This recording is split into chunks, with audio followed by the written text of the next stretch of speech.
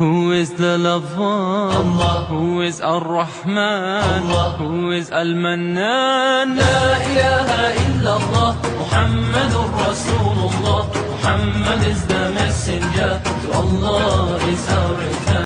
أعوذ بالله من الشيطان الرجيم بسم الله الرحمن الرحيم والصلاة والسلام على أشرف المرسلين سيدنا محمد صلى الله عليه وسلم وعلى آله وصحبه وسلم الحمد لله الذي هدانا لهذا وما كنا لنهتدي لولا أن هدانا الله أشهد أن لا إله إلا الله وحده لا شريك له وأشهد أن محمدا عبده ورسوله اللهم صل على سيدنا محمد وعلى آله وصحبه وسلم آمين.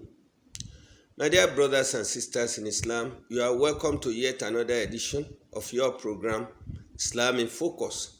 This is the platform created by the Muslim Media Watch Group to know more about Islam and be able to practice Islam in the best manner. It is also a platform for you to benefit by asking questions on anything that is not clear to you. Today, I have in the studio with me a very eminent academic who has always been part of our program when invited. A distinguished academic by name Professor Hamza Ishola Abdulraheem of the Kwara State University, Malete. The topic we have chosen for discussion today is Ilorin, an Islamic citadel. It's going to give us some background to monotheism as believed in Islam, and you will be able to analyze monotheism as well as go into other details that will promote peace in the society. Professor, you are welcome to this program. Assalamu alaikum wa rahmatullah. Wa alaikum assalam wa rahmatullahi wa barakatuh. That is the topic, Prof. Yes, sir. Ilorin is known to be an Islamic citadel with high emphasis on knowledge acquisition, not only in the area of Islam, but scholarship in all fields. But we are leading in Islamic education and scholarship. Can you talk about this briefly in relation to monotheism? Thank you very much. أعوذ بالله من الشيطان الرجيم بسم الله الرحمن الرحيم الحمد لله رب العالمين والصلاة والسلام على أشرف المرسلين. Amen. Once again, we have to thank the presenter of this program for your commitment, your dedication. We pray Almighty Allah to reward you and reward the sponsor abundantly. Amen. Wa iyyakum inshallah. Ilorin, as we all know, is a town in Nigeria and a town between the southwest and northern part of the country. For many years, Ilorin has been a melting pot for many cultures, many traditions, all of which have now metamorphosed into a culture known as Islamic culture. In fact, in one of the books written by some historians in Nigeria, Now, Ilorin is referred to as Mecca for Yoruba land, Allah Akbar. where people in Yoruba land go to acquire knowledge of Islam and to practice the religion of Islam without any hindrance. Allah Akbar.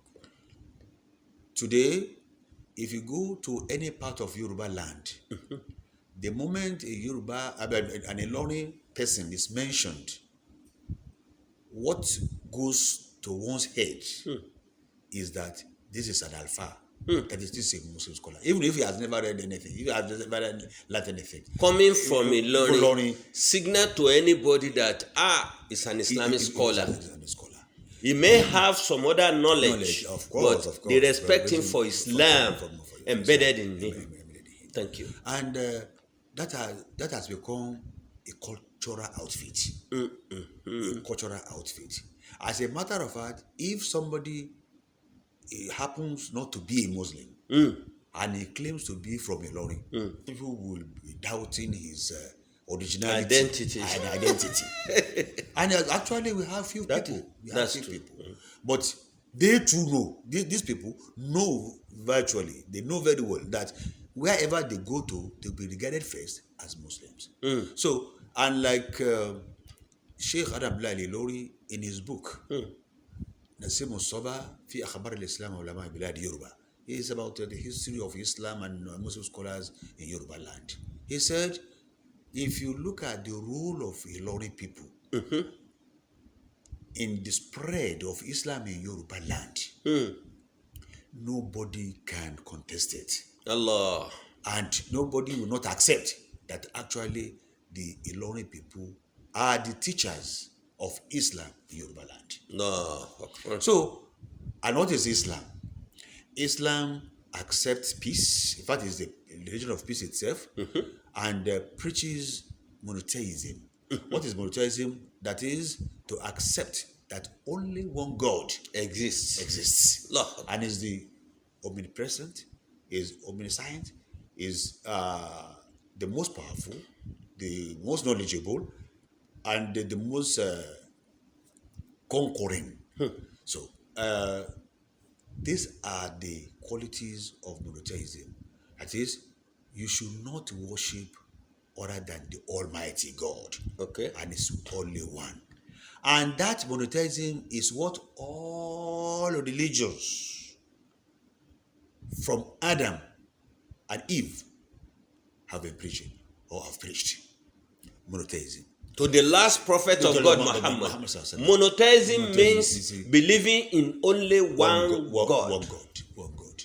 And although in history, from time to time, you see all sort of religious beliefs that contaminate that monotheism. And that is the reason. It's only in Islam that monotheism is not contaminated. No, at different times in history. In the history, okay. Monotheism will be contaminated, and that will be the reason why Almighty Allah will send another prophet. Allah. That's why we have been having prophet after prophet. After the contamination of the monotheism, I want to purify it again. Another one will be Allah. till the end of the prophet. So Abraham preached monotheism. Musa, Isa, all of them preached monotheism. Only one God. Believing in only one God. Only one God. Which Islam stands on up to today. So any other thing, I'm not talking of tradition now. Okay. I'm talking of faith. I'm talking of religion. Our faith in Ilorin is our culture. It's our culture. And probably we are coming to that later to let us know that why is Ilorin so considered to be the citadel of Islam or Islamic knowledge. Allah. We are still coming to that. Okay. But if I can just go now, I can explain further. Please move on. You see, yes, for those of us who are students of history, we know that before the arrival of Sheikh Alim, who was considered to be the founder of Islamic hegemony in this part of Nigeria, there was an enclave here in Ilorin called Okesuna. This Okesuna, before the arrival of Sheikh Sheikh Alim, now there were people who came from different parts of the country. Allah Akbar. And they were living at Okesuna. And that were living at Okesuna. And the word Okesuna itself, the meaning of Suna itself means the prophetic tradition. That is the town, those who believe and practice in line with the prophetic tradition, which is Sunnah. And that's why their place is called Okesuna. These people came from different parts of the west and the north. They were worshiping their God, the Almighty Allah there. They want to be free from any idolatry participation, incursion into their faith. As a matter of fact, many Yorubas now left their towns in Oyo, in Abeokuta, in Iseyin, in Ibadan, in Iseyin, came back to this place. They were Muslims there, yes, but they decided to leave their towns and came to settle in Ilorin, to settle in Okesuna, just because they knew that they were going to have freedom of their worship. Very well, without any hindrance. Practicing Islam without hindrance. Without hindrance. Now, if you leave your town just because of religion, and you go away to another place in order for you to have peaceful mind to practice your religion, how can we now think of somebody now bringing the same religion that you run away from to your doorstep here? It will create confusion. It will create confusion. And I used to tell people, you see, when you have controversy on issue, you have to know if controversy is not well managed, controversy will lead to confusion. Confusion will lead to conflict. Chaos. Okay. And chaos will lead to conflict. And at the end of the conflict, you have war. Wonderful. Where do we go from there?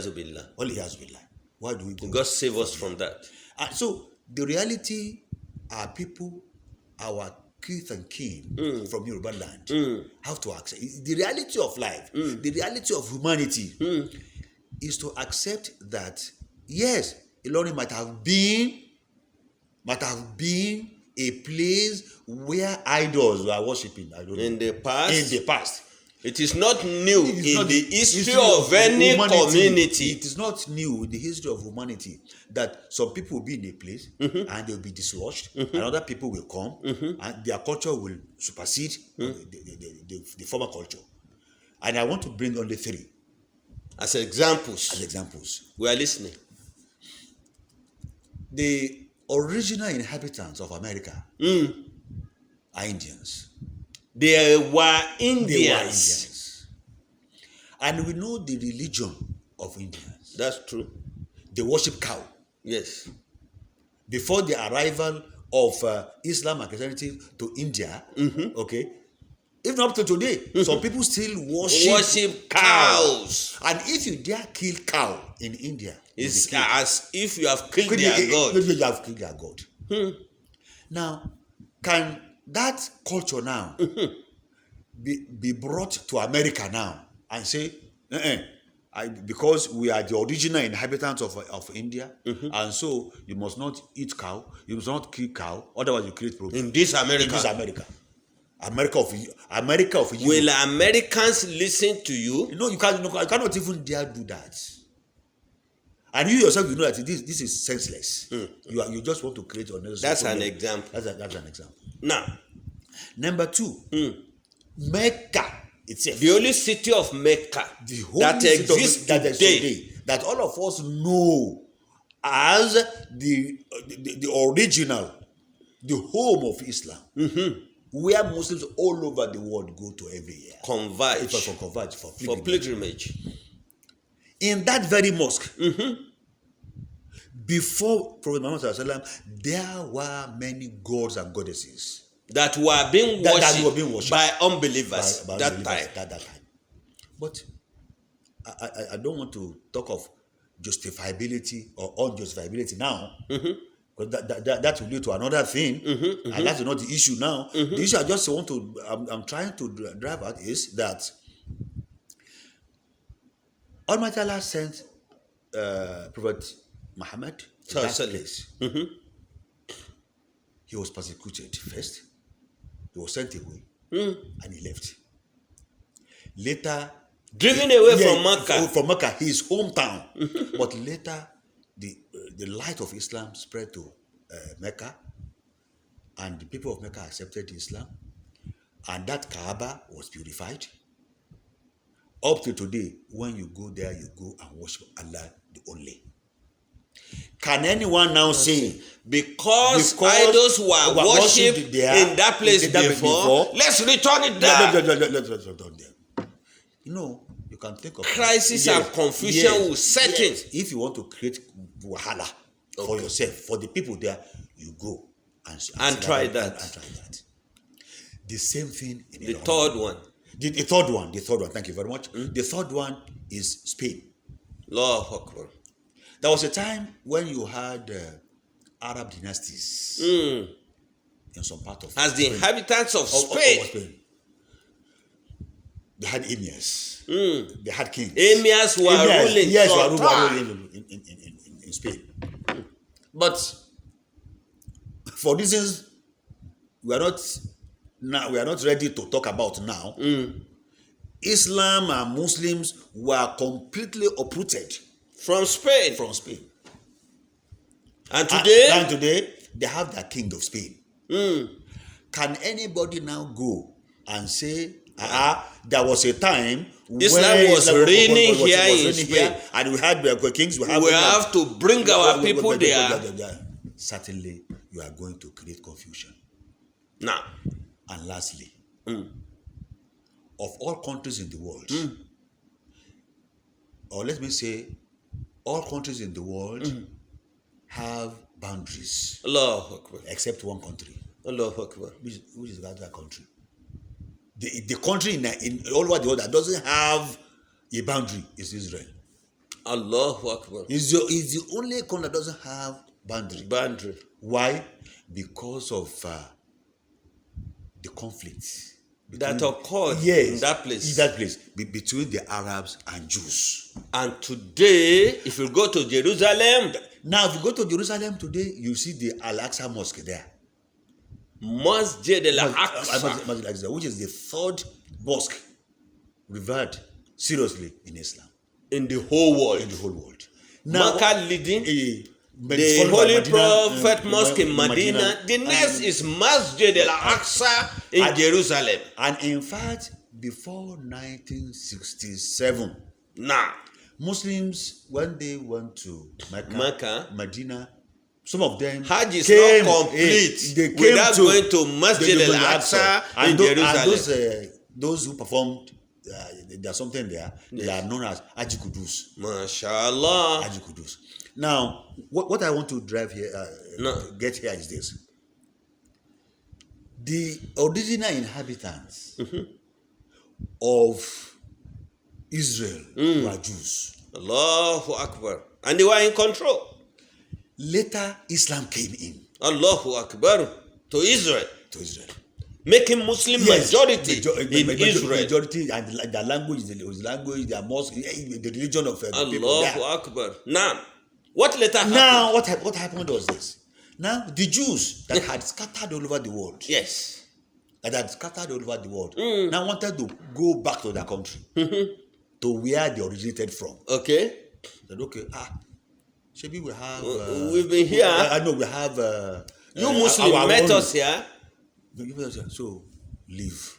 There was war. The war started. Now... That was the basis of the conflict. Yes, of the conflict. Okay. Now, the Arabs, who are Muslim majorly, now say, we were born here. Our fathers, our forefathers, I don't know, we are not mindful of all this. That conflict that started since that time is not abating, even as at now. And it's not likely. Oh my God. It's not likely.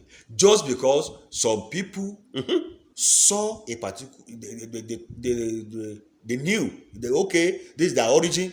They want to come back and displace those that have established themselves there. So, if people want problem and chaos and confusion in Ilorin, from Yoruba land in particular, they can now come and say, no, Sebi Afanja was Onisesi. Okay. Abi? Yeah. He was never a Muslim. But today,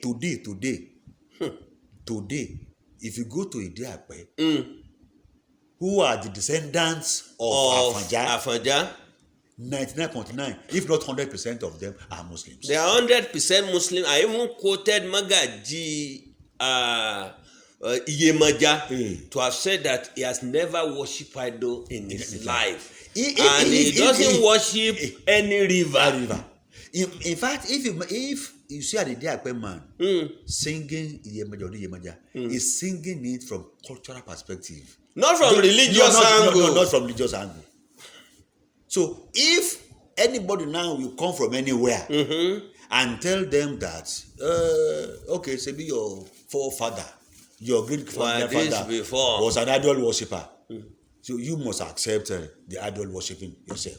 Certainly, such a person, will not work. It will not work. Thank you very much. much. It will create problem. These are the reality. You have taken me to an issue that occurred very recently, and within 2 minutes, I want you to clear it for those who do not know. Okay. An academician, even a professor of his standard, was about saying that why should anybody coming from anywhere be prevented from doing whatever he wants to do in Ilorin and Islamic Citadel? What's your view about that? You see, there's it. It's simple. It's simple. Yes, our constitution, and probably constitution of all over the world, will approve your freedom, will accept your freedom of worship, freedom of movement, freedom of thought. But certainly, there must be limitations for it. Because there should be respect for culture and tradition of the people. There will be problem.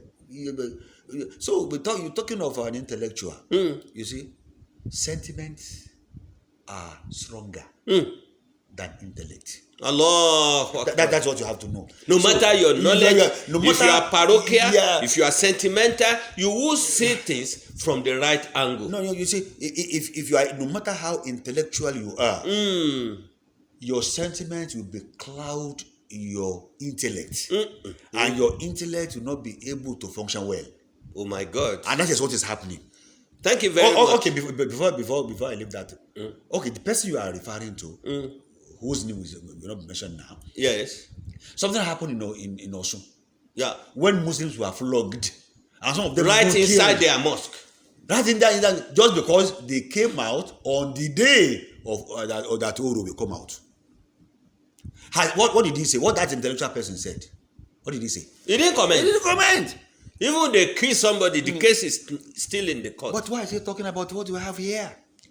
So I don't want. Few days ago, the Olubadan of Ibadan banned coming out festival of masquerade because of the confusion they create in the crisis that normally occur when the celebration hosts. Yeah.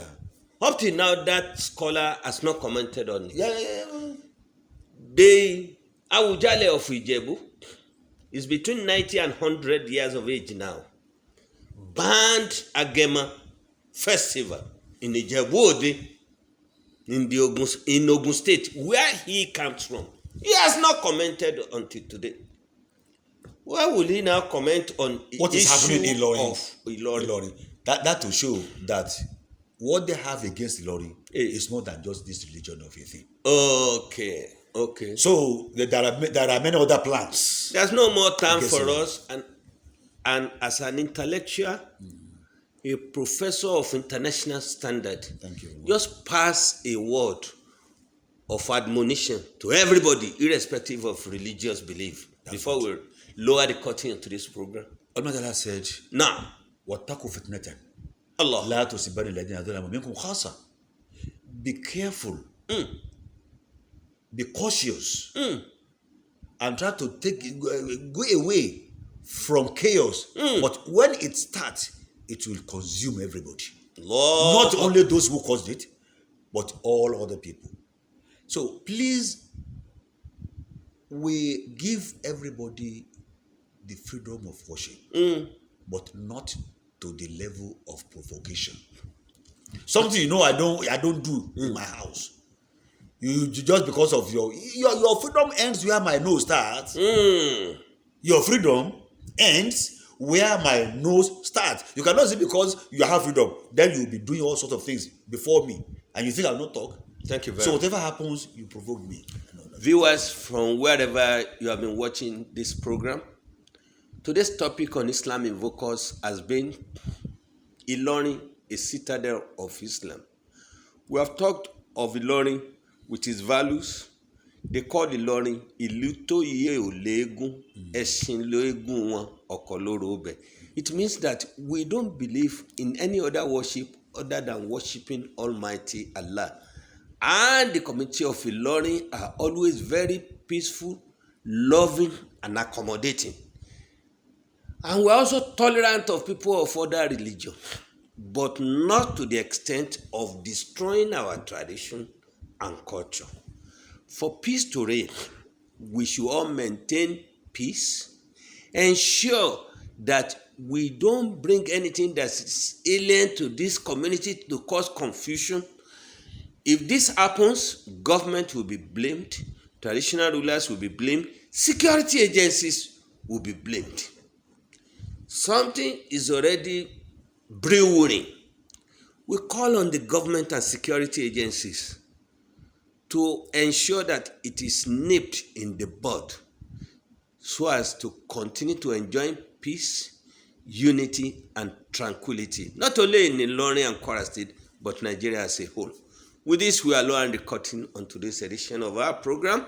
Join us next week for another edition of the program, inshallah. Our guest today has been Professor Hamza Ishola Abdulraheem of the Kwara State University, Malete. Inshallah, he will be here again to discuss this topic in Yoruba. God bless you all. Together with Prof, we are saying, Wassalamu alaikum wa rahmatullahi wa barakatuhu.